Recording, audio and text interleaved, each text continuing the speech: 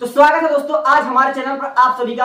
आज हम इस वीडियो में जानने वाले हैं कि बीएससी नर्सिंग क्या होता है। दोस्तों आप लोगों ने बहुत लोगों को बीएससी नर्सिंग करते हुए देखा होगा या फिर बीएससी नर्सिंग के बारे में आप लोगों ने सुना होगा। अगर आप लोग 12वीं पास कर चुके हो या फिर 10वीं पास करके 11 और 12 में बायोलॉजी लेने की सोच रहे हो तो आपको यह जानना बहुत जरूरी है कि बीएससी नर्सिंग आखिर होता क्या है। दोस्तों आज हम इस वीडियो में जानने वाले हैं कि आखिर बीएससी नर्सिंग क्या होता है, बीएससी नर्सिंग बनने के लिए हमें कौन सा एंट्रेंस एग्जाम क्वालिफाई करना पड़ता है और फिर बीएससी नर्सिंग कितने साल का होता है, कितनी फीस लगती है और फिर उसके बाद कौन सी जॉब मिलती है और फिर उसके बाद कितनी सैलरी होती है। दोस्तों इतनी सारी बातों का आज हम रिप्लाई देने वाले हैं। बस आप लोगों से रिक्वेस्ट है कि आप लोग अंत तक बने रहें, ठीक है। तो देखो दोस्तों 12वीं के बाद अक्सर बच्चे क्या करते हैं, या तो बी फार्मा करते हैं तो डी फार्मा करते हैं। नीट एक एंट्रेंस एग्जाम होता है जिसको बहुत से बच्चे देते हैं, लेकिन नीट निकालना हर किसी की बस की बात है नहीं, ठीक है। नीट निकालने में अच्छों की पसीने छूट जाते हैं, ठीक है। तो आप लोग अगर सोच रहे हो बीएससी नर्सिंग करने की तो देखो दोस्तों बीएससी नर्सिंग जो होता है एक पोस्ट ग्रेजुएट डिग्री होता है। पोस्ट ग्रेजुएट डिग्री होता है जो कि 4 साल का होता है दोस्तों, ठीक है। या 4 साल का होता है। इसके बीएससी नर्सिंग करने के लिए सबसे पहले आपको 12वीं में पीसीबी आपको पास करनी पड़ेगी, ठीक है। 12वीं में 11-12 आपको पीसीबी सब्जेक्ट चूज करना पड़ेगा। फिजिक्स, केमिस्ट्री, बायोलॉजी हमने आपको पहले बता दिया है। अब देखिए बीएससी नर्सिंग जो होता है वह 4 साल का होता है, लेकिन आपको बीएससी नर्सिंग करने के लिए अगर आप चाहते हैं कि आप बढ़िया गवर्नमेंट कॉलेज में पढ़ाई करें जिससे आपका आने वाला फ्यूचर, आपका भविष्य उज्जवल हो, तो आपको अच्छे कॉलेज चूज करने पड़ेंगे और अच्छे कॉलेज में आपको एडमिशन लेने के लिए कुछ एंट्रेंस एग्जाम, ठीक है, क्वालिफाई करना पड़ेगा।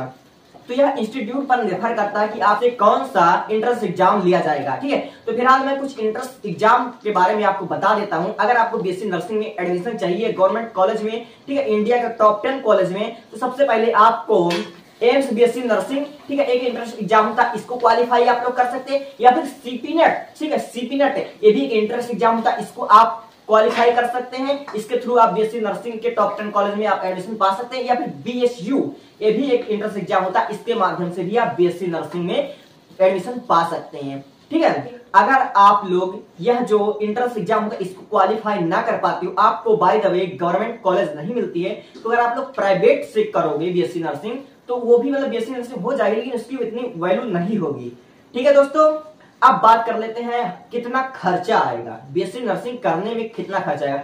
अगर वहीं आप इंडिया के टॉप 10, ठीक है, अच्छे कॉलेज में करना चाहते हो गवर्नमेंट कॉलेज में, तो आपकी जो खर्चे आएगी, जो फीस होगी वह 75,000 रुपए से लेकर 1,20,000 सालाना होगा। मैक्सिमम फीस मैं बता रहा हूं, ठीक है। तो उसी के हिसाब से आप लोग जोड़ सकते हैं कि 4 साल का कितना होगा। 8 से 10 लाख रुपए में आपका अच्छे से कंप्लीट हो जाएगा, ठीक है।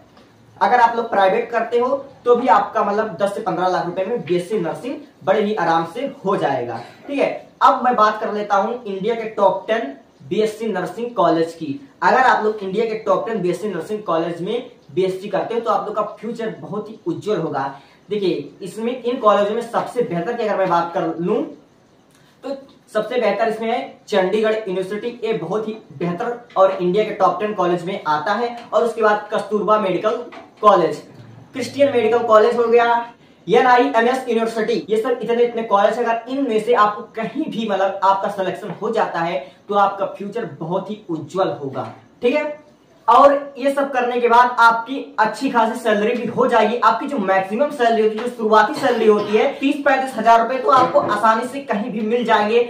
और आप बीएससी नर्सिंग करने के बाद अगर आप लोग एमएससी नर्सिंग करते हैं, पीएचडी नर्सिंग करते हैं, ये कोर्स कर लेते हैं, तो आपका जो फ्यूचर होगा वह पूरी तरह से एकदम ब्राइट हो जाएगा, ठीक है। तो वहीं आपकी सैलरी और आपकी डिमांड दोनों ही बढ़ जाएगी, ठीक है।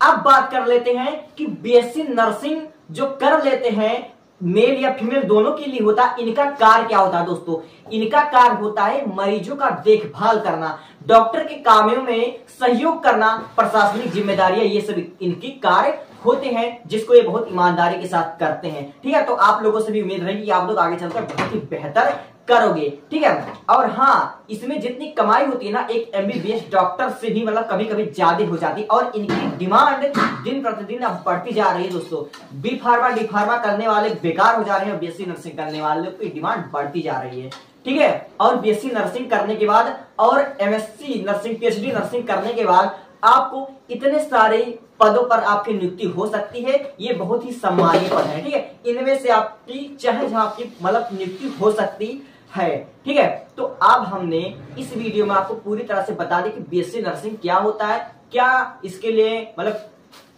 इसके लिए क्या एलिजिबिलिटी होती है, ठीक है। और हाँ, एक बहुत ही जरूरी बात, बीएससी नर्सिंग करने के लिए आपका शारीरिक और मानसिक रूप से फिट रहना बहुत ही जरूरी है, ठीक है। इसके लिए आपका स्वास्थ्य बेहतर होना बहुत बहुत बहुत जरूरी है। और आपका कोई क्वेश्चन हो तो आप लोग नीचे कमेंट कर सकते हैं, आपके हर एक कमेंट का रिप्लाई दूंगा, ठीक है। और आपको वीडियो कैसा लगा जरूर कमेंट कीजिएगा।